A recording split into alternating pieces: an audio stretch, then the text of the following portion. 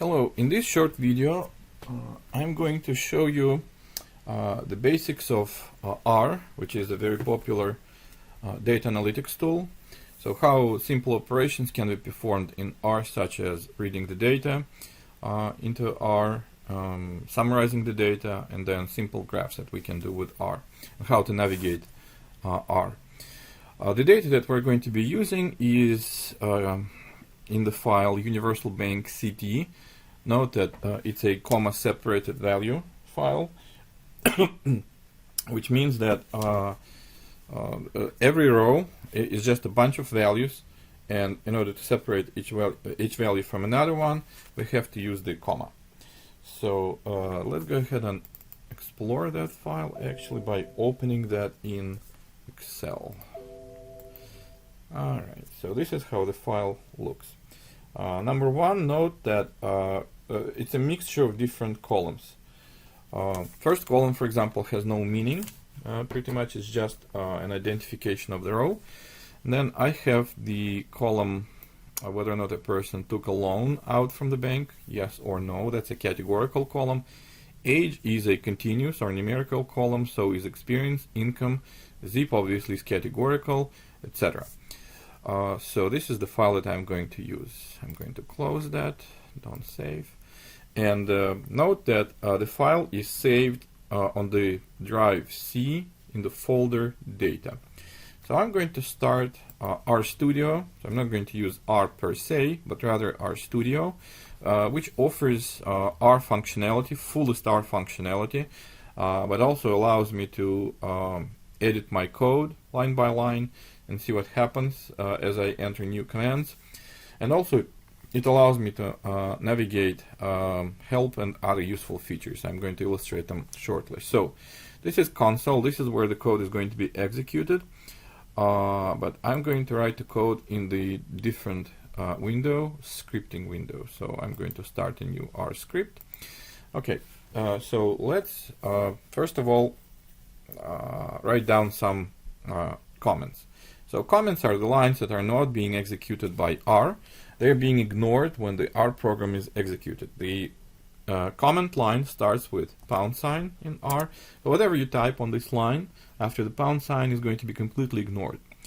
So this is the script to illustrate how R works. Alright, so what I suggest actually is as you watch this video, you follow along using R or RStudio, just so that you have some practice writing R code. Okay, number one is I want to read the data from the file that I have saved on my C drive. That is done by using a command read.csv. So I need to read that in the internal variable that will exist within RStudio. That will hold the values from the file. So how about I'm going to call it bank, and this is the command that basically records values into the variable bank. So as I start typing my command read, I see the dynamic help that RStudio offers me. That's actually one of the convenient features of RStudio compared to R. RStudio has this feature, R, as far as I know, doesn't. So basically, as you type commands, if the RStudio recognizes this is a legitimate R command, it offers you dynamic help, and you can choose from the options that are selected. So I'm going to read comma separated values, and you can see that right now I have brackets. So these are automatically placed by RStudio. It's also a convenient feature. Now next I have to provide the path to the file on my C drive, on my local drive. So because path is a string, I have to put it in the quotation marks. So C, comma, and then /. That's important distinction, right, between how R uses forward and backward slashes and the regular way, what we used to actually seeing. So within on the drive C, within the folder data. Okay, hold on. Within the folder data, I have the file universal bank ct dot comma separated value. Okay, and in order to run this command right now, all I have to do really is to select the entire command, the line, and I can click on the run button. So it immediately shows up in the console, and if you see the blue font, that means that the command was executed. Now, note that bank also showed up in the environment window on the right side. So this window lists all the variables. It says that right now we have defined and are keeping internally variable bank. And you can even click on this variable, expand it. It says that there are 5,000 observations. There are 14 variables or columns within my comma-separated file, and it lists first few of them. For example, in the column ID, first 10 observations. In the column age, first, well, I'm assuming 10 observations, and so on and so forth. So let's collapse that back. Okay. So now that I have data read from the file, I can create something like data summary just to have a peek what's inside. So let's put a comment, #. Let's first look at the header, head of the data bank. Now, well, let's get rid of # actually. I don't want to leave comments. So if you highlight the entire line and click the run button, it's executed right there, and you can see that it shows you first of all the column IDs, that's the first record in my file, and also first 6 lines for each of the columns. So you can see that it doesn't have enough space right here, so it spills over, and it just continues over here. First 6 lines for the columns securities account, CD account, online, and credit card. Okay, cool.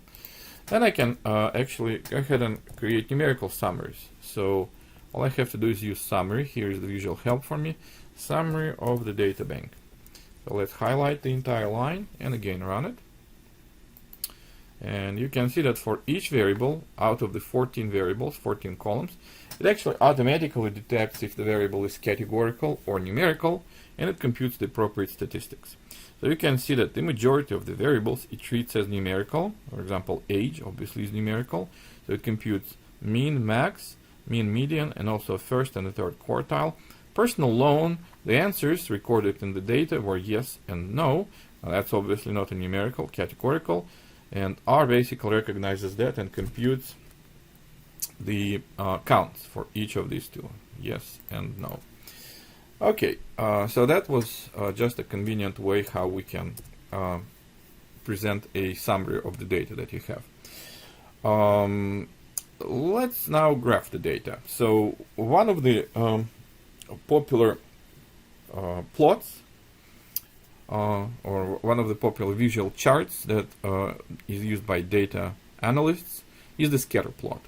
Scatter plot typically represents two variables, well, not typically, it represents two variables at a time, but typically these variables are continuous, both of them. So x variable and y variable along horizontal and vertical axis.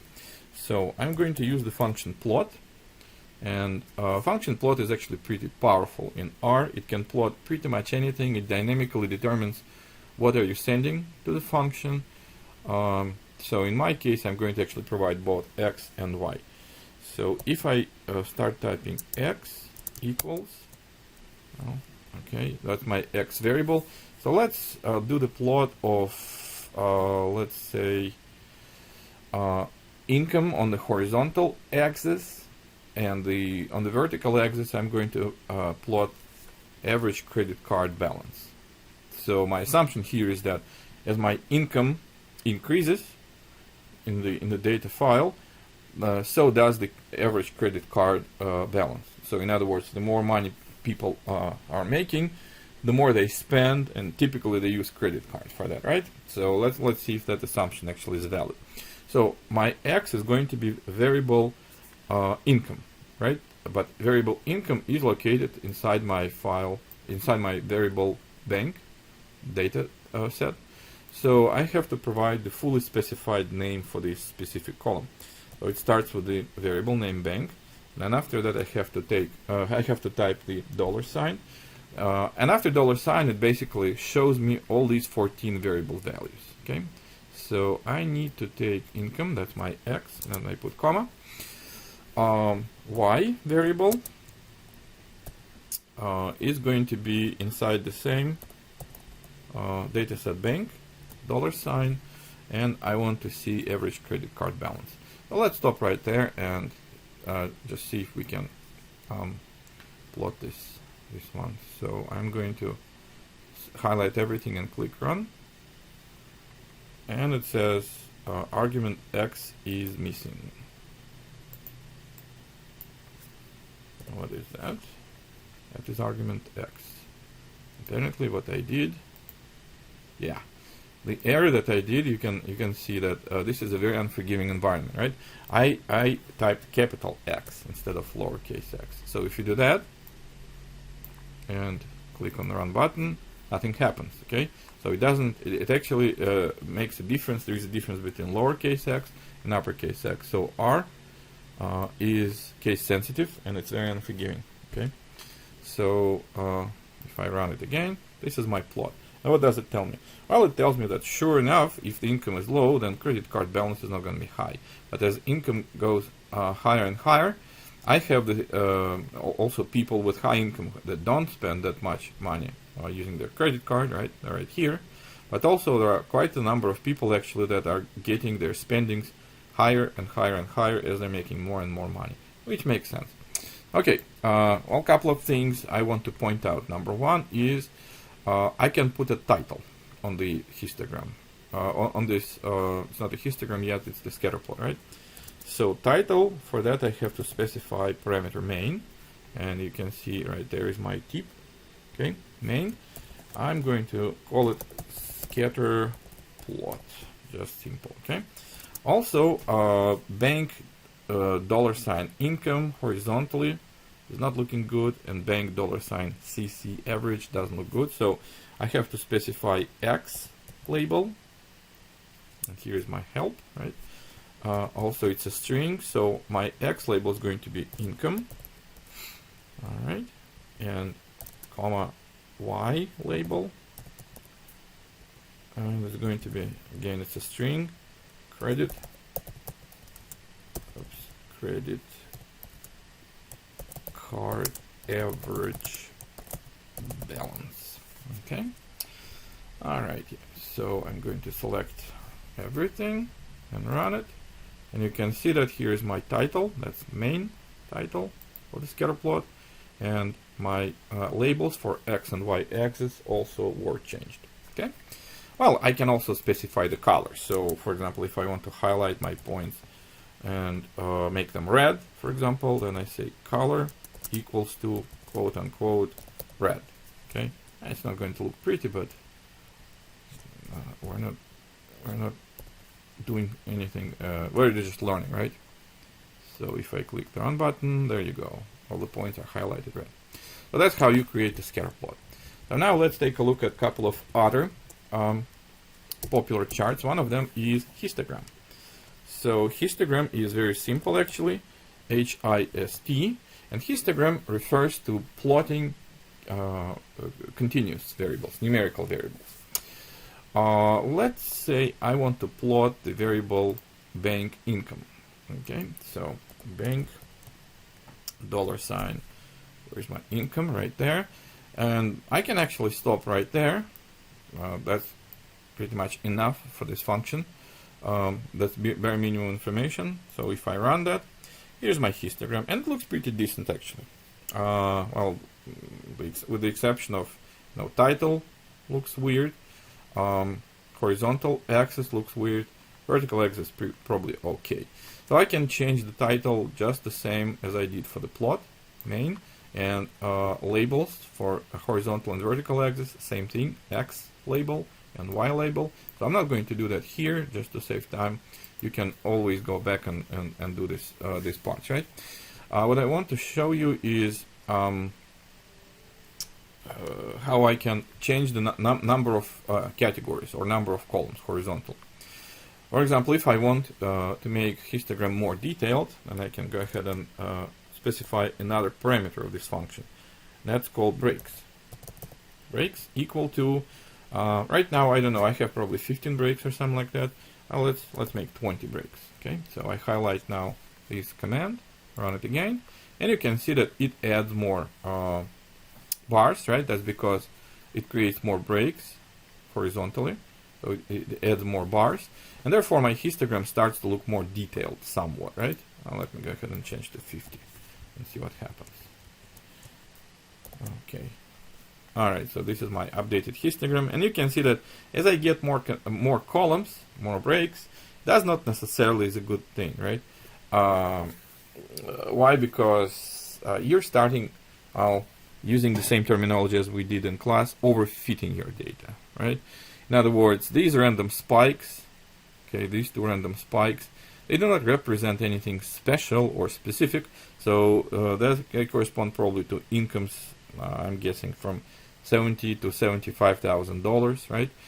Are they very different from 75 to 80? I probably don't think so. So therefore, these spikes are pretty random. So as I create more and more breaks, more and more bars, I do not necessarily get extra information. Okay, so let me go back to 15 breaks, for example.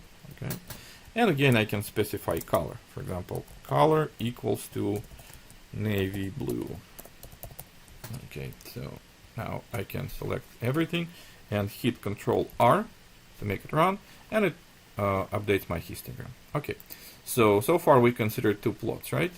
We did the scatter plot, we did the histogram for numerical data. So let's do another one for categorical data.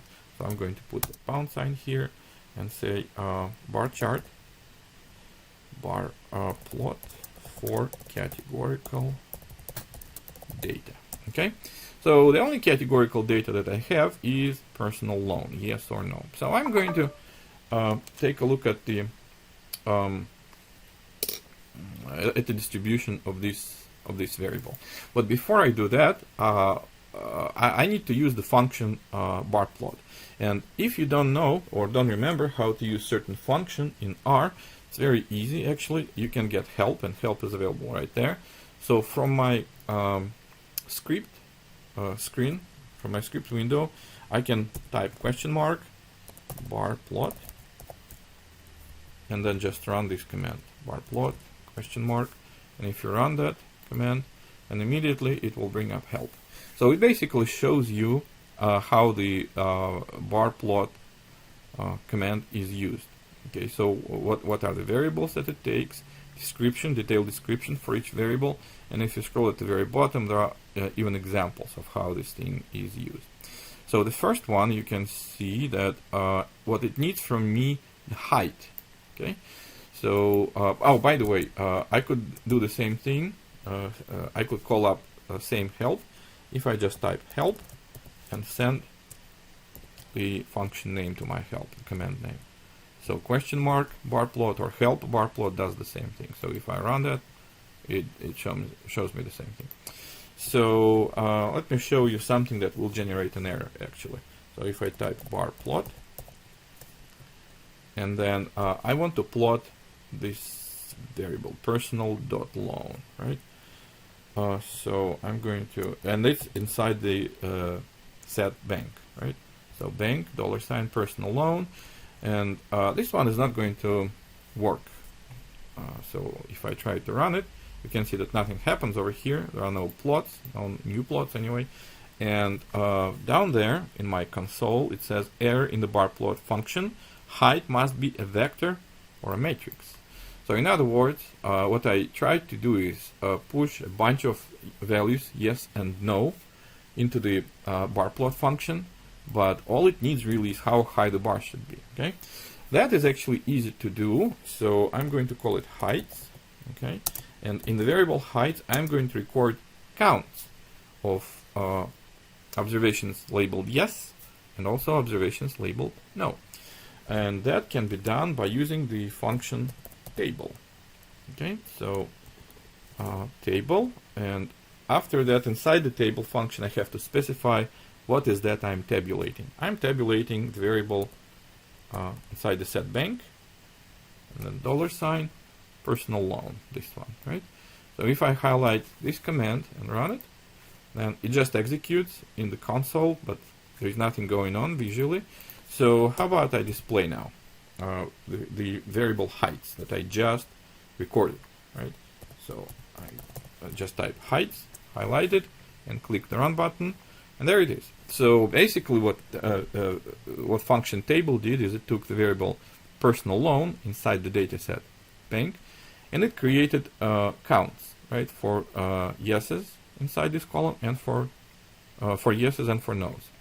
So now what I can do is go ahead and send these heights that I just calculated to the bar plot so that the function will plot them.